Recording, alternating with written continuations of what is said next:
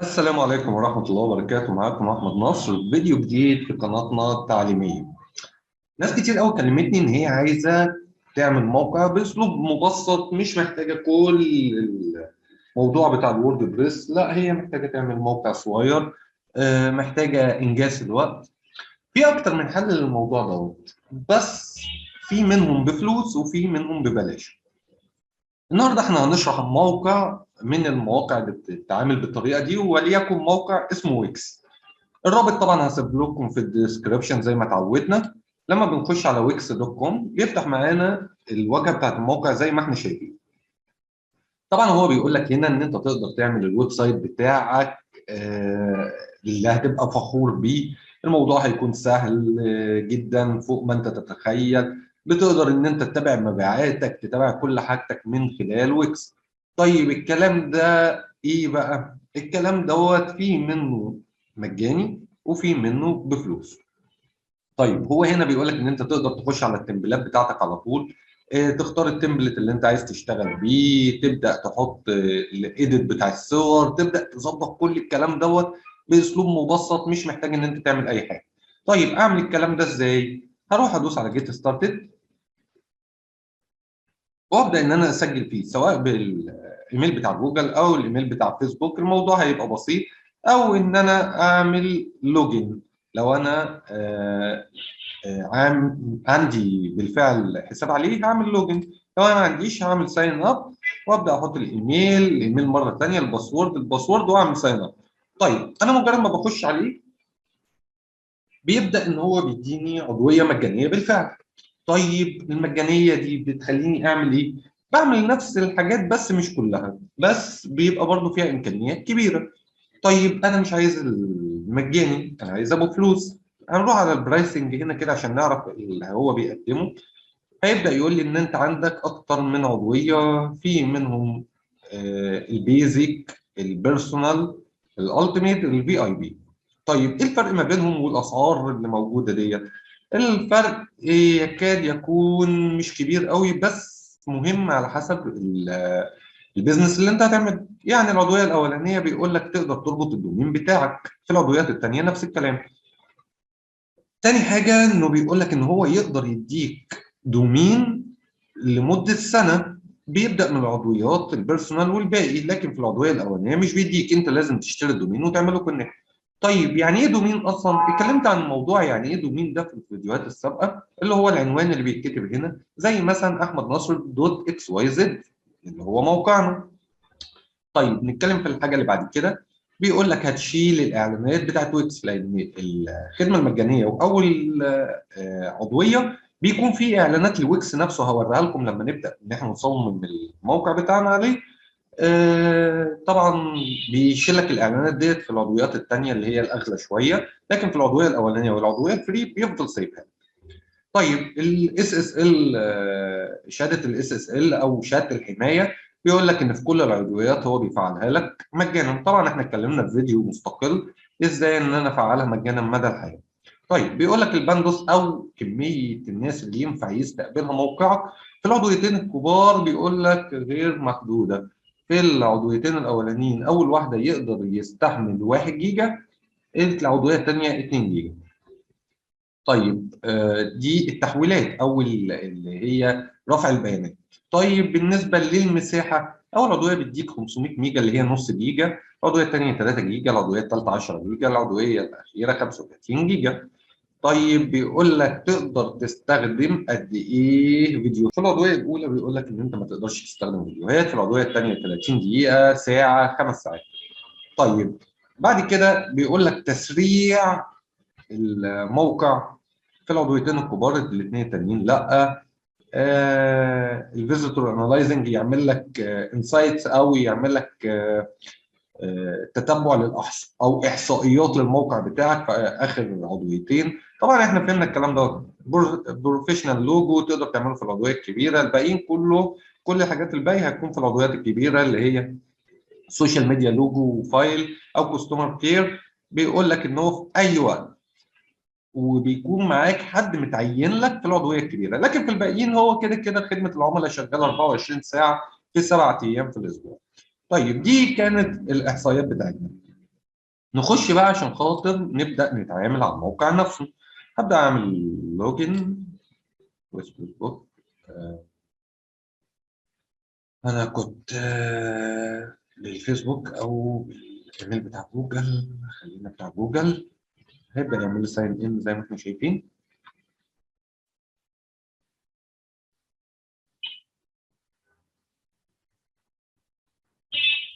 بيبدا يفتح معايا الصفحه الرئيسيه زي ما احنا شايفين. ده موقع انا كنت شغال عليه قبل كده، انا عملته بشكل سريع. بيقول لي اهو في 50% تخفيض لو لحقت النهارده. طبعا دي اعلانات. هبدا انزل شويه عشان اشوف الموقع بتاعي. يقول ان الموقع بتاعي اهو. طبعا دوت انا عملته بشكل سريع عشان خاطر بس اوريكم الاعلانات بتاعت ويكس اللي احنا شفنا ان هي بتتشال بتكون موجوده فين. ده اعلان اهو بيقول لك ان الموقع، طبعا الموقع بتاعي اونلاين زي ما انتم شايفين اهو. لو نزلت الاعلان ده بيفضل معايا على طول، اي زائر بيزور الموقع بتاعي موجود عنده، يعني ممكن يدوس ستارت ناو ويبدا يعمل مع ويكس هو كمان. طيب دي طبعا مش بروفيشنال قوي، فعشان كده الافضل ان احنا بنحاول نرقي العضويه بتاعتنا عشان خاطر ما يبقاش في اعلانات. لو نزلنا تحت شويه هتلاقي في اهو، هي مش باينه عشان بس الخلفيه.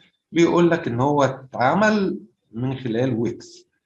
تقدر تتكلم معانا في العناوين ديت وتتواصل معانا، كله بتاع ويكس. طبعا الايميل ادرس دي لما حد بيسجل فيها بتسمع عندك انت، فتقدر ترجع للناس اللي سجلت معاك كلهم. طيب ده الشكل.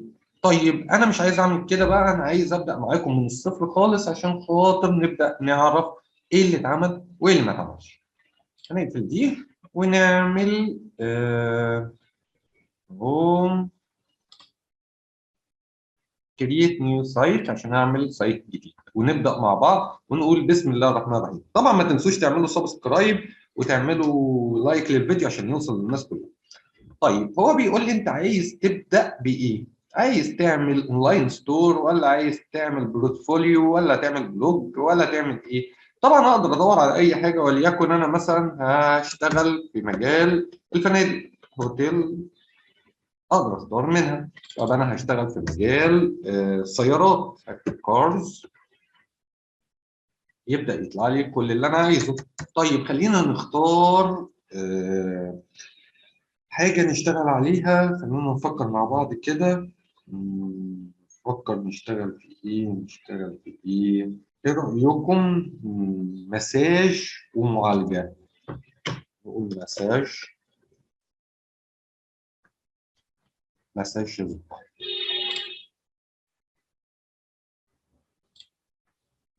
وهقول له نيكست.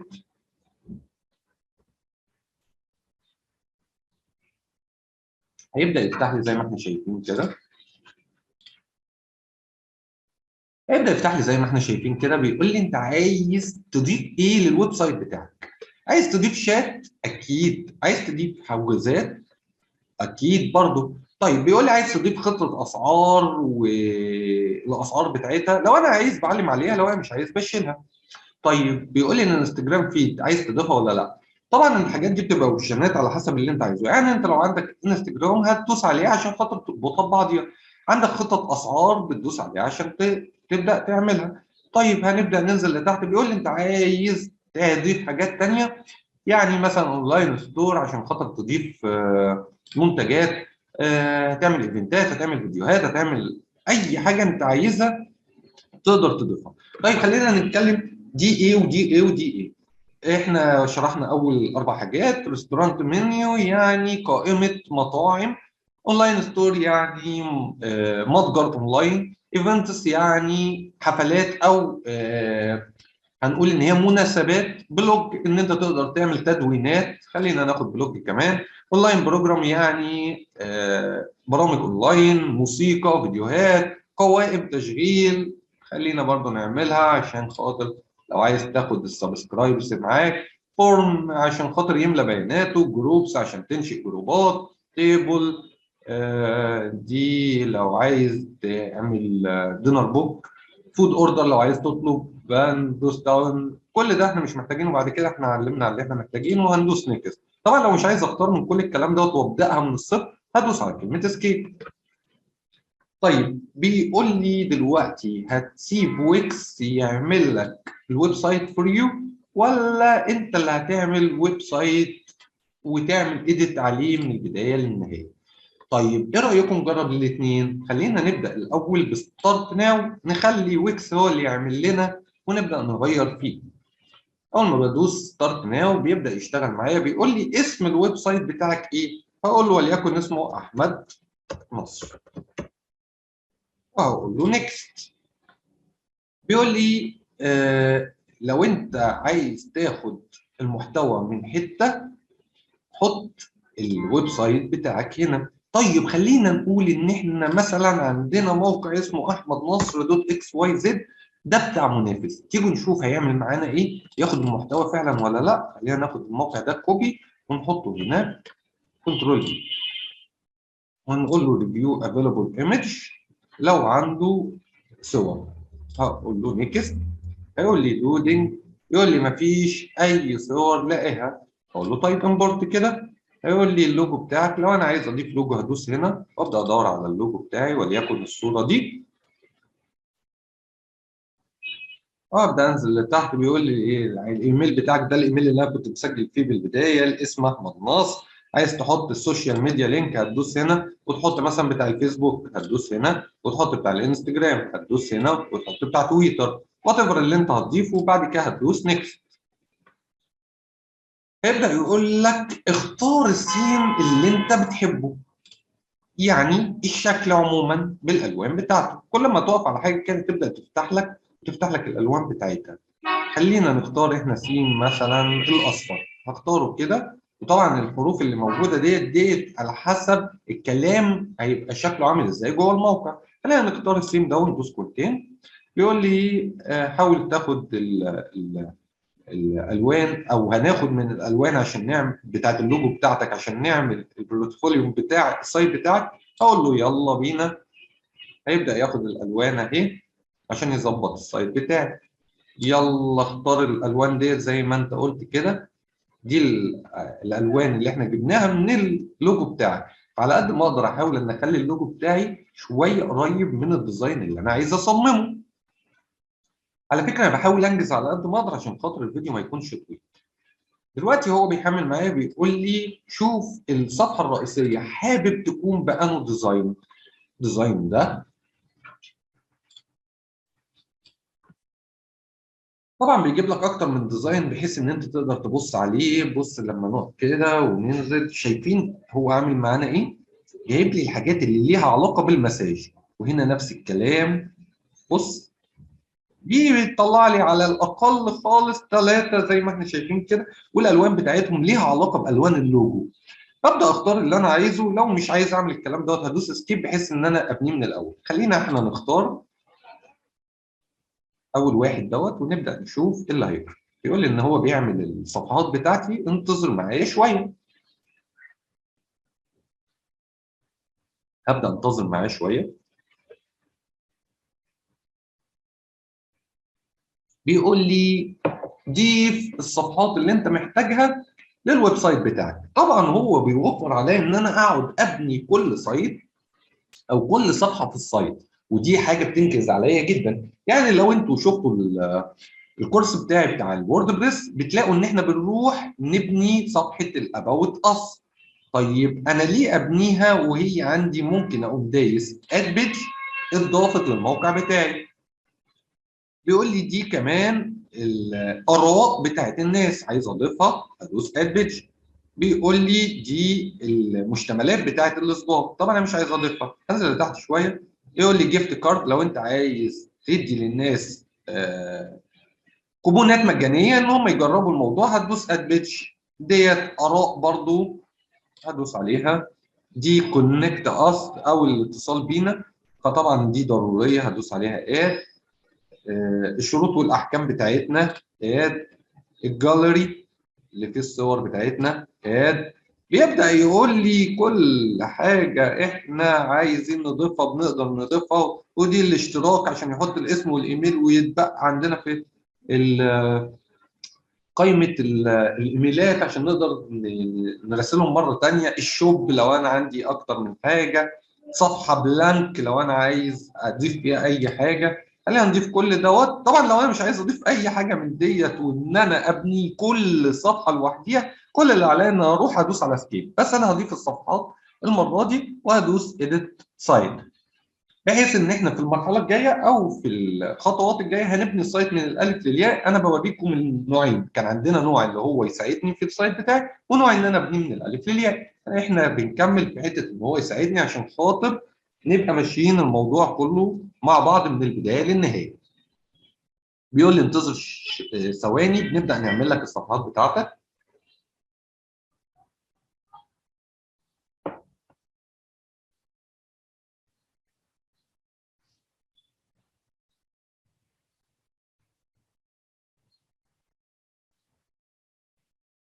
هو بيبني لي الصفحات.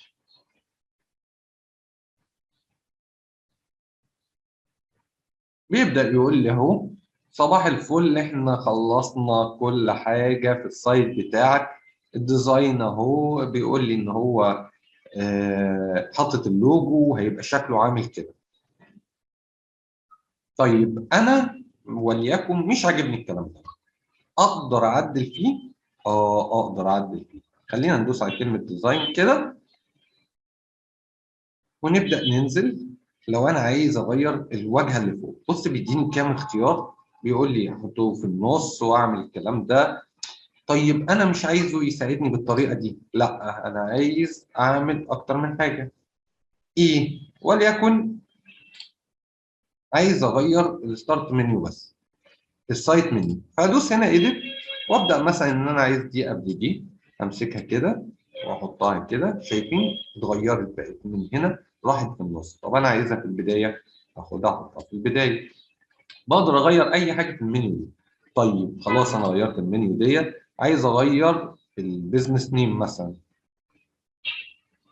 مجرد ما ادوس عليها يبدا يضيف لي البيزنس نيم زي ما احنا شايفين. اقدر اغير طبعا، بدل ما هو يبقى اسمه احمد نصر اخليه احمد نصر 2022.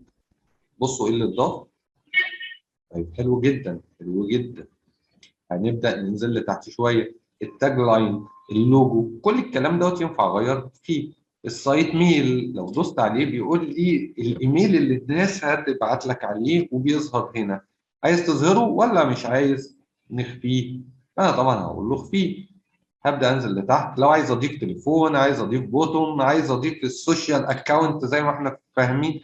هننزل عايز أضيف إيه؟ وليكن هدوس هنا يبدأ يقول لي فيسبوك. حط الفيسبوك بتاعك. انا اغير في صفحه الفيسبوك بتاعتي، وليكن انا صفحتي اسمها احمد نصر 2022. بصوا كده تمام. هنا لو دوست عليها في الموقع اصلا هيوديني لصفحه الفيسبوك. طيب انا ضفت السوشيال ميديا، هبدا ارجع. خلاص الهيدر بتاعي خلصته. طيب في ايه تاني؟ في دي اقدر اعمل لها ايديت. طيب انا الايمج دي عايز اغيرها، هقف عليها كده واقف هنا عايز اعمل ريبليس. هيقول لي انت عايز ترفع صوره شكلها ايه. بيبدا يقول لي الكلام دوت، يا اما اعمل ابلود ميديا ان انا ارفع الصوره الخاصه بيا. طيب خلينا كاننا رفعنا، وهناخد الصوره دي مثلا وهدوس له ابلاي عشان خاطر يغيرها. طيب زي ما احنا شايفين هنا ان هو بيقول لي ان الموقع www.ahmednasr2022.com is available، يعني متاح لو عايز تشتريه. كل اللي عليك ان انت هتدوس على connect your domain عشان خاطر تربطه بالفعل بالموقع اللي انت بتبنيه. طيب احنا عايزين نغير الصورة دي. طبعا هي مش محملة بسبب ان الانترنت راح بيه. خلينا نعمل ريبليس ونختار صورة غيرها وليكن دي، بحيث انها تحمل. زي ما احنا شايفين حملت معانا اهو. طبعا لو عايز فيديو بختار فيديو من هنا وابدا ان انا اختار فيديو على طول. زي ما انت شايف بيشتغل اوتوماتيك. طبعا اقدر اعمل ريبليس وارفع فيديو من عندي. طيب خلينا نرجع نبدا نشوف بقى الكلام دوت. طب انا عايز اغير الكلام ده، كل اللي عليا ان انا هدوس اقف عليه واقول مثلا ويلكم. to our website.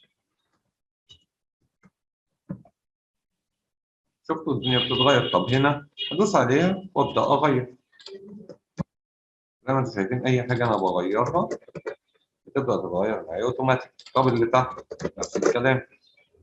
طب ده بيوفر عليا ايه؟ بيوفر عليا مجهود وتعب وبنى وكل الكلام ده. طبعا ده انزل لتحت بيقول لي انت دي المنتجات بتاعتك. طب انا عايز اديرها، ادوس على مانج، هيبدا يفتح لي صفحه زي ما احنا شايفين كده فيها البرودكتس. طيب اقدر اضيف؟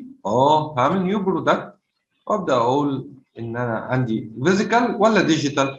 طيب ايه الفرق بين الاثنين؟ فيزيكال ديت لو انا عندي مثلا كوتشي، تيشيرت، رينج، مجرد ما هدوس عليه هبدا اضيف المنتج بشكله باسعاره كل الكلام دوت، اضيف الصور، اضيف الفيديوهات، اضيف الاسم بتاعه، اضيف وصل جديد، المستعمل، الكلام ده كله، ده الوصف بتاعه يتضاف هنا. طبعا ده اسم المنتج، ده الحاله بتاعته، الوصف بتاعه، وطبعا الصوره والفيديو كانت في الاول. بعد كده بقى هنزل احط السعر بتاعه سواء بالمصري او باي حاجه انا عايزها. وانزل تحت لو عايز كاستم تكست، يعني حاجه معينه تتكتب، وليكن ان هو تخفيض هائل الحقوا الان، البرودكت اوبشن اللي هو المقاس والسعر والكلام ده كله اقدر اتحكم فيه. كل الكلام ده اقدر اعمله لو هو منتج ملموس. طيب ايه الاختيار الثاني اللي احنا كنا شايفينه؟ ديجيتال فايل، اللي هو منتج مش ملموس وليكن بي دي اف فايل. فكل اللي هعمله ان انا هعمل ابلود للفايل بحيث ان هو لما يتمم عمليه الدفع، طبعا الاسم، الحاله، الكلام ده كله، بعد ما يتمم عمليه الدفع ينزل له اوتوماتيك على جهازه، بحيث ان انا ما اقدرش اتدخل في كل الكلام دوت. طبعا بعد ما بعمل تسجيل للمنتج لو هو ديجيتال، مجرد ما بيدفع العميل بيبدا ان هو ينزل له على طول اوتوماتيك. طيب في كام حاجه خلينا نشوفها. بيقول لي هنا الكوليكشن، انت هتعمل كوليكشن ولا هو بتاع كل المنتجات؟ كمان في لو انت عايز تعمل كوبون ان هو يعمل له تخفيض، او تعمل اعلان للمنتج دوت، او تظبط الاس اي او بتاعت المنتج. بس الكلام دوت بيكون في العضويات المدفوعه مش في المجانيه. طبعا في نفس الكلام ان انت تحط الاسم، الحاله، الوصف، تضيف صوره، تضيف فيديو، تتحكم في السعر زي ما احنا شايفين، الشحن، تعمل تتبع للشحن، تتبع للفاتوره، كل الكلام ده. طيب لو بصينا هنا في اكتر من اختيار. يعني اول اختيار هو المنتجات ديت الاستثمار، بيقول لك انت عندك كام منتج. الكوليكشن اللي هو التصنيفات بتاعتك. باك ان ستوك، ريكويست، عايز يرجع في ادور انا على منتج للبيع. بوكينج سيرفر، خدمات الحجوزات، المواعيد بتاعت الحجوزات، الاوردرات، لو دخلت في اوردرز كده بيبدا يقول لي الاوردرات بتاعتي اللي مطلوبه مني. الكلام ده كله بقدر اديره من الداشبورد بتاعتي دي. طيب نقفل دي بقى كده. احنا ميبيليتر كده احنا اتكلمنا في حته المتجر وعرفنا نضيفه ازاي. لو نزلنا لتحت الخدمات، فانا لو دوست عليها كده هيبدا يفتح لي. طبعا انا لو عايز اعدل دي كلها خدمات. طيب مثلا انا عايز اعدل create new servers عشان اعمل خدمه جديده، عايز احذف دول واعمل انا خدمه جديده من نفسي. شايفين هو وداني على طول البوكينج سيرفيس. بيقول لي هنا ان انت عايز تعمل ابجريد عشان خاطر الناس تقدر تتعاقد مع خدماتك اونلاين. طبعا انا اقدر اعدل في الخدمات اللي موجوده ديت. يعني مثلا لو دوست على دي يبدا يدخلني جواها، ابدا اغير في اسمها. طبعا انا دوست غلط، خلينا البوكينج سيرفيس عشان نعدل تاني لان انا اخترت غلط. هنا هنخليها احمد مساج مثلا عشان اوريك التغيير حصل ازاي.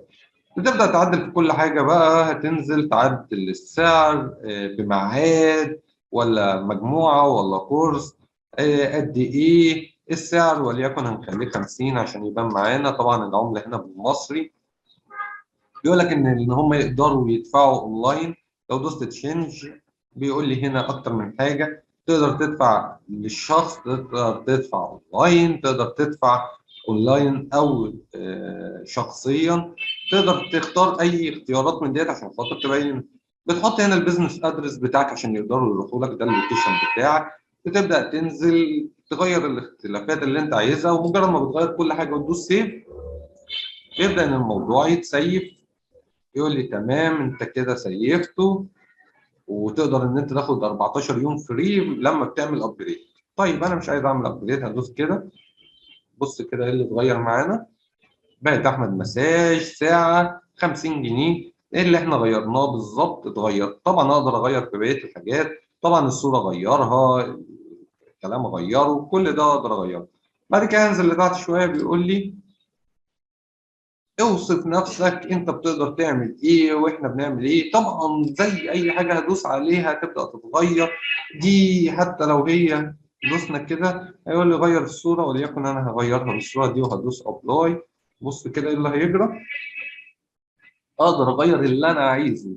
كله سهل. طبعا كل ده سهل جدا. طيب خلينا نتكلم في حاجه بقى اكبر شويه. وليكن انا في الجزء دوت انا عايز اضيف حاجه. هاجي هنا وادوس على علامه البلس. هيبدا يجيب لي المكان اللي انا عايز اضيف فيه. طيب انت عايز تضيف ايه؟ في عندك اكتر من حاجه. بيوريك سكشنات اهو، لو انت عايز تضيفها تقدر تختار منها. تقوم شددها كده وحاططها. طيب انا مش عايز كده. لا انا عايز حاجه تانية. ايه؟ عايز مثلا سيرفيسز. شايفين الحاجات اللي في الجنب دي؟ دي الحاجات اللي انا اقدر اخدها واحطها هنا. طيب انا عايز وليكن سبسكريبشن. هاخده كده، ادوس عليه واخد مثلا دي احطها هنا كده. بص هيكمل.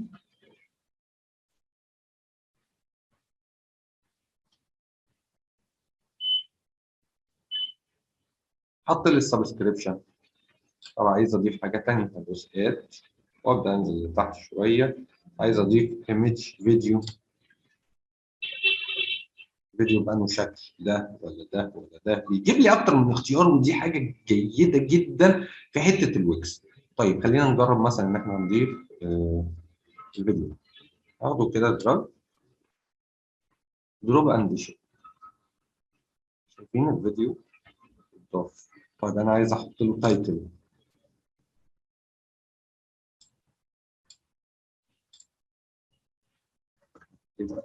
اي حاجه هيبدا يتحط عليها. طبعا الكلام دوت مجرد ما هتدوس عليه هيشتغل اوتوماتيك يعني.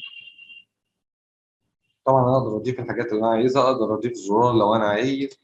طيب خلينا نقول تمام كلر. اوكي خلاص احنا هنسيب الفيديو اللي هو شغال زي ما هو. بعد كده هدوس كده. طبعا هو كل الكلام دوت حتى الان انا بظبط فيه. طيب انا خلصت. طبعا في هنا اشعار بيقول لي لو انت عايز تعمل لايت بوكس، يعني حاجه بتنور لل... للعملاء بتاعتك. خلينا نجرب كده ونقول له اديت. بيقول لي تشوز، انت اختار اللايت بوكس اللي انت محتاجه. خلينا ناخد دوت.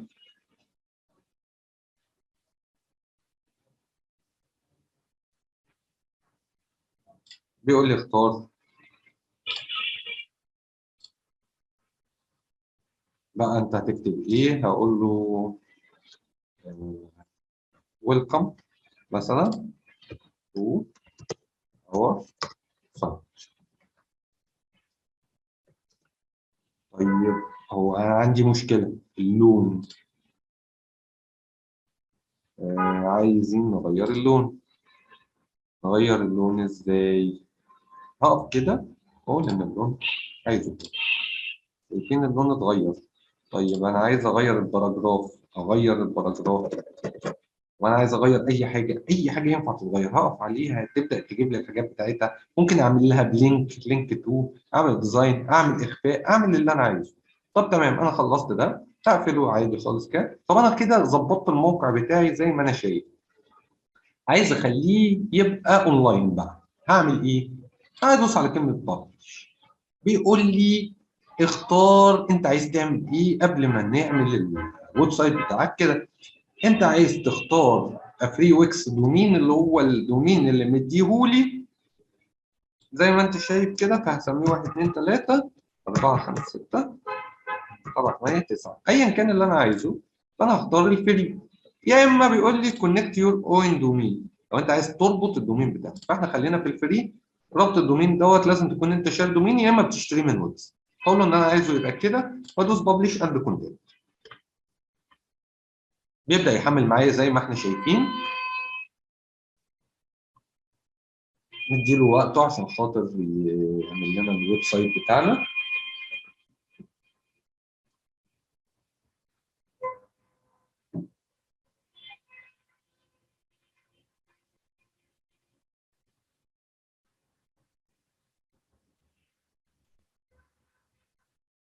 طبعا بيحمل.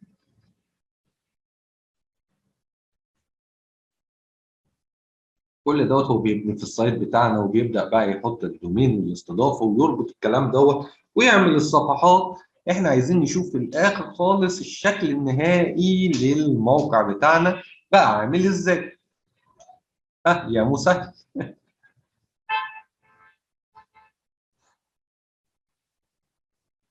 بيقول لي مبروك الموقع بتاعك اتعمل. طيب تيجي نشوفه.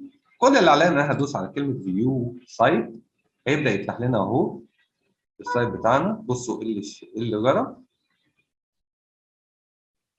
كل اللي احنا كنا مختارينه اتعمل بالفعل.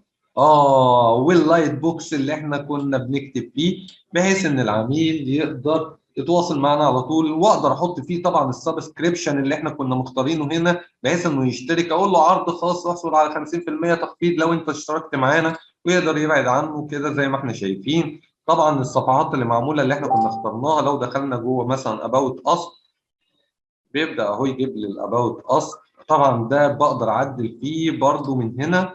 خلينا نقفل دي ونرجع اوريكم مثلا احنا لو هنعدل الاباوت اصل زي ما احنا شايفين كده. يبدأ يحمل معايا ويقول لي الشات اول ما بتفتح هتفتح كده. عايز تعمل الصورة ايه؟ لو عايز تغير الصورة عشان خاطر تشيل الاعلانات لازم تعمل ابجريد. طيب مانج شات عشان خاطر اتحكم في الشات. طبعا كل حاجه فيه اقدر اتحكم فيها زي ما انا عايز وعلى حسب ما انا عايز. انا بحاول اقول لك اكتر من طريقه او اكتر من حاجه عشان تتحكم فيها، كلها في الداشبورد اللي معانا هنا. لو انت مشيت عليها خطوه خطوه هتبدا تظهر لك كل حاجه بتحكماتها. الشات زي ما احنا شايفين كده، لو عايز تغير اي حاجه كل اللي علينا ان احنا هننزل. هتبدا تقول له اختار من الشات بتاعنا. لو عايز تدوس النيم والايميل ده اساسي عشان يضيفه. خلينا في البدايه يقول له سيب الاسم والايميل بتاعك. بعد كده بيقول لي انت هتعمل ايه. after they send message هتعمل ايه. تقوم عامل تضيفه في السبسكريبشن وتبعت له الرساله دي. اقدر اغيرها او ان انا اقدر احط بقى الكلام اللي هو سيت اونلاين فورم، ان انا احط قائمه اقدر اكلمه فيها. وطبعا انت بتقدر تتعامل مع الناس اللي بتتكلم معاك بشكل اوتوماتيك. طيب عشان خاطر نتكلم على النقطه دي، تعالوا نتكلم على كل بقى اللي موجود هنا. الهوم دي الصفحه الرئيسيه بتاعت موقع. طيب الستور برودكت قلنا المنتجات اللي اقدر احط فيها منتجات فيزيكال اللي هي ملموسه او منتجات ديجيتال اللي هي مش ملموسه. دي الاستثمار بيقول لك عندك كم منتج. دي كوليكشن بيقول لك عندك كم مجموعه. يعني هي ال 12 دول محطوطين في كوليكشن واحد، انت تقدر تحط كوليكشن زي ما انت عايز. دي الحاجات المرتجعه، دي الحاجات اللي هي ادور عليها عشان خاطر ابدا اعمل سيل. طب البوكينج سيرفيس ديت اللي هي زي ما شفنا مع بعض واحنا بنظبطها، اللي هي الخدمات اللي انت بتقدمها وتقدر تتحكم فيها بحيث ان هو تاخد ميعاد ويجي في الوقت دوت. طيب البوكينج كليندر ديت بتقول لي التواريخ ويقدر يحجز فيها، وبقدر اتحكم في الكلام دوت ان احنا مثلا اجازه يوم كذا، لا احنا شغالين يوم كذا حسب الايام اللي انت عايزها. الاستاف عشان خاطر الاستاف بتاعك يقدر يسجل الكلام دوت، الاوردرات بتاعتي، الجيفت كارد اللي هي الهدايا اللي انت بتقدر تعملها، البلوج ديت اللي هي المدونه اللي بتقدر تكتب فيها حاجات بتتكلم عن المجال بتاعك بحيث ان الناس آه، تقدر تشوف المدونات بتاعتك وتقدر تعدل طبعا في المدونات اللي موجوده. كل اللي عليك ان انت هتعمل كريت نيو بوست عشان تعمل مدونه جديده، او تدوس على اي مدونه في دول عشان خاطر تعدلها. طبعا الببلش ده بيقول لك اللي منشور، اللي في المراجعه، اللي هو درافت يعني في الارشيف، جاري التنزيل، اللي في الزباله، الكاتيجوريات، الكتاب، الكلام ده كله تقدر تشوفه. الكونتاكتس ديت اللي هي الناس اللي سجلت في القائمه البريديه بتاعتك، السايت ممبرز الناس اللي بتزور موقعك، او التيم بتاعك، دي تاسكات انت بتحطها للتيم. الاوتوميشنز ديت اللي هي الاشكال اللي تقدر تعملها من خلال الموقع. الاس اي او اللي انت تقدر تعمله، الماركتنج والكلام ده كله بيبدا يساعدك فيه، بس طبعا بيكون بشكل اكبر في الخدمات المدفوعه. انالايزنج عشان يقول لك كم واحد دخل موقعك ودخلوا في وقت ايه وبعت قد ايه، كل الكلام دوت. فتن الفاينانسي اللي هي المحاسبات، بعت بقد ايه ودخل لك فلوس قد ايه والفواتير وكل الكلام ده. ده بشكل سريع كل اللي انت بتقدر توصل له. ندوس على علامه اكس هنا. طيب هو بيقول لي بقى انا عايز اعدل في ايه البيدجات بتاعتي. خلينا نتكلم في الهوم نفسها. لو انا عايز اعدل في الهوم، طيب انا لو عايز في البوكينج، مجرد ما هدوس عليها كده هيبدا ينزلني للحته بتاعتها اللي هي البوك اونلاين. شايفين اللي هي الصفحه دي. هنزل لتحت شويه، اقول مثلا البوستس اللي هي بتاعت البلوج، اقدر اخش فيها يبدا يظهر لي اهو البلوجات اللي احنا عاملينها. ننزل لتحت شويه زي ما احنا شايفين. طب انا عايز اضيف حاجه، كل اللي عليا ان انا هعمل كده وابدا اضيف بقى او اشيل زي ما احنا اتكلمنا في من 5 دقايق. تبدا تشوف انت عايز تعمل ايه، وليكن احنا هنضيف هنا صوره ايمج. اخد الصوره دي كده واحطها هنا. مبروك اتحطت. ابدا اعدل فيها، احط لها تايتل، احط لها سبسكريبشن. بس كده طبعا احنا كده اتكلمنا في ان احنا لو هناخد من واكس كل او ويكس كل الكلام اللي هو معمول. طيب ايه رايكم لو بقى نروح نجرب؟ خلاص نقفل الكلام ده، نقفل ده، نقفل ده، نروح نعمل ريفريش هنا، وتعالوا نجرب بقى ان احنا هنبني الموقع بتاعنا من الالف خالص من غير الحاجات بتاعته اللي هو الاختيار الثاني اللي كان طالع لنا. هندوس على كلمه هوم. شايفين بقى عندي موقعين بدل موقع واحد. هعمل كرييت نيو سايت. هقول له مساج زي ما احنا، مساج سبا، واقول له نيكست، او طبعا هدوس اسكيب زي ما انت حابب بس عشان يساعدني. بيقول لي ريكومندد في الفيو، انا هاخد الاثنين دول بس وبعد كده هدوس له نيكست. الحته اللي احنا اخترنا فيها ستارت ناو، لا انا هقول له انا هعمل الويب سايت بتاعي ويز اديتور. هعمل ايديت اتمبل. يقول لك اختار التمبل بتاعك طبعا زي ما انت عايز. لو انت عايز بلانك بيج هتدوس بلانك تمبل عشان يجيب لك شاشه بيضاء، بس الافضل في كل الاحوال ناخد تمبلت وابدا اعدل فيه. طيب انا مش عايز تمبلت اعدل فيه، خلينا نبدا من البدايه بلانك تمبلت، شاشه بيضاء خالص، وابدا اعدل فيها. بيجيب لي برضو اكتر من حاجه بحيث ان انا لو عايز اعمل اي حاجه اقول له لا ستارت فروم سكراتش، انا اللي هعمل كل حاجه بايدي. كده التمبل.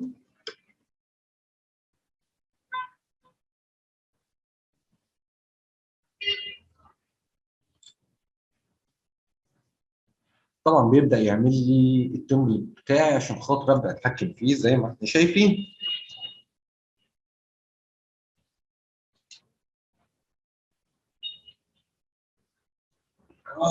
بيبدأ يحمل اهو، بيقول لي هنضيف ايه وهنعمل ايه. شايفين الصفحة اللي اتفتحت ديت؟ دي صفحة بيضة خالص. طبعا كل اللي في الجنب دوت هو الحاجات اللي انا اقدر اضيفها. طيب انا عايز اضيف ايه؟ هنقول ان انا في الاول خالص كده عايز اضيف منيو، فاخد دي كده سحب واقوم حاططها هنا. اقول له انا عايز اسحبها سايد منيو، ودي كده احط هنا اقفلها. ده بيقول لي الهيدر بتاعي. ماشي، انا عايز اضيف، عايز تضيف ايه؟ عايز تضيف منيو، ادوس عليها وابدا اقول له عايز ايه. عايز مثلا، ابدا اقول له ان انا عايز احطها هنا. طيب المنيو بتاعتي اقدر اتحكم فيها؟ انا هحط هوم واضيف صفحه ثانيه.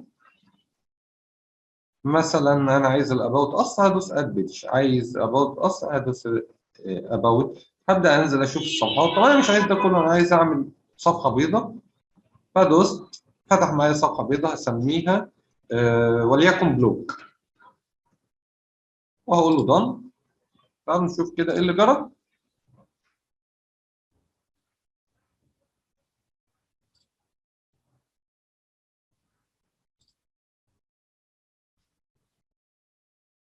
هو بيقول لي ان هي اتعملت. هدوس اد تاني. لو انا عايز اضيف صفحه اقول له لا بلانكت، نسميها 1 2 3 4 5، وادوس له دون. هو بيقول لي خلاص كده اتعملت. يلا بقى نضيف. هدوس اد المنيوز واخد دي ادوس كده زي ما احنا شايفين اتضافت معايا اهو. طيب حلو جدا. طيب انا عايز اضيف ايه تاني؟ ادوس اد. عايز اضيف صوره. هاجي على الصوره دي، بيقول لي انت عايز تعمل ابلود للايمج بتاعتك ولا عايز تاخد من الصور بتاعت ويكس؟ هخش في الصور بتاعت ويكس. ابدا ادور على مثلا مساج.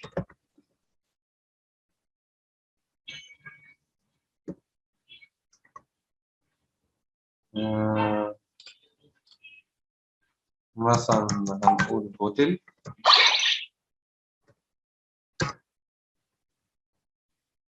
ابدا يجي لي الصور اللي في ويكس. مثلا عايز دي، ادوس عليها اد تو بيج.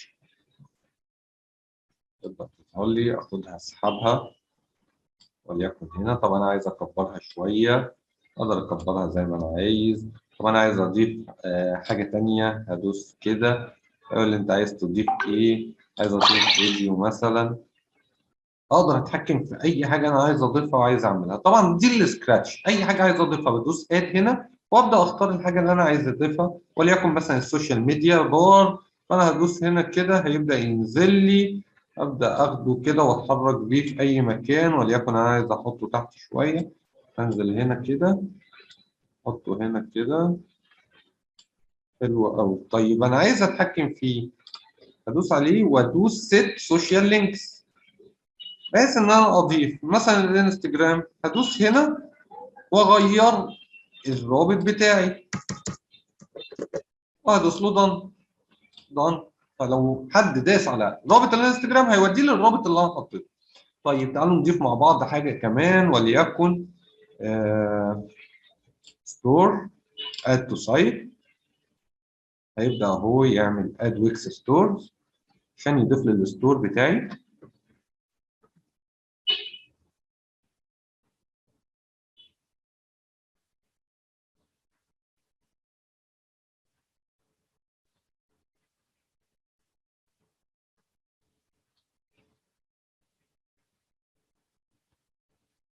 زي ما احنا شايفين اضاف لي الستور كامل على الموقع. بيقول لي ابدا البيع. ماشي، شكرا يا عم ويكس.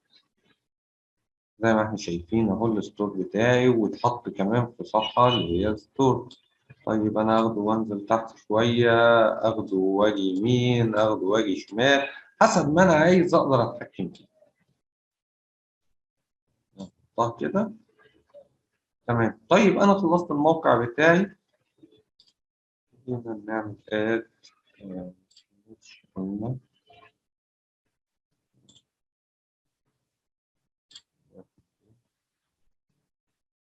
نسخة ويتش، احنا شايفين اهو، كبرها شوية.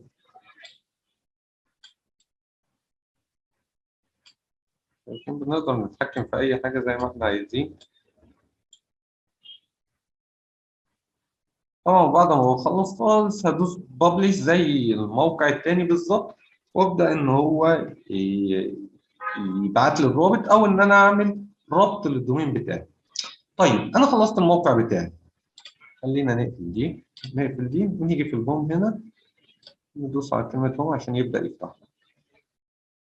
ايه الحاجات اللي ينفع اعملها مجرد ما بعمل الموقع بتاعي؟ في اكتر من حاجه هو بيبقى يديها لي زي ما احنا شايفين اهو، نقدر نتحكم فيها. يعني في الاول خالص بيقول لي ان العضويه بتاعتي فري، الموقع بتاعي اللي هو مديهوني الموقع دوت، البيزنس ايميل ما ربطش.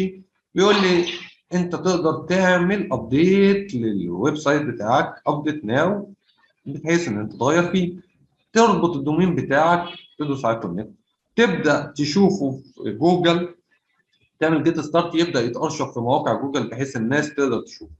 بيقول لك هنا الانالايزنج، كم واحد دخل الموقع بتاعك، كم مبيعه. هتنزل لتحت يبدا يقول لك انت عندك الويب سايت، الموبايل ابلكيشن تقدر تغيره، كل الكلام ده تقدر تعمله من الصفحه الرئيسيه. بس انت طبعا داخل عشان خاطر تعمل الموقع بس وتاخد الرابط بتاعه. طبعا في الاس اي او تولز، الابلكيشن ماركت، تقدر تاخد حاجات من الكلام ده كله، تقدر تشوف اكتر. طبعا في ايميل ماركتنج عنده لكل الناس اللي اشتركت معاك، تبعت لهم تاني، تعمل لوجو، تعمل الكلام ده كله.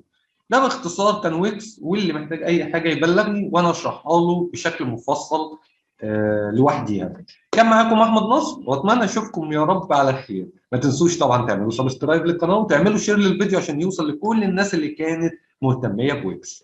السلام عليكم.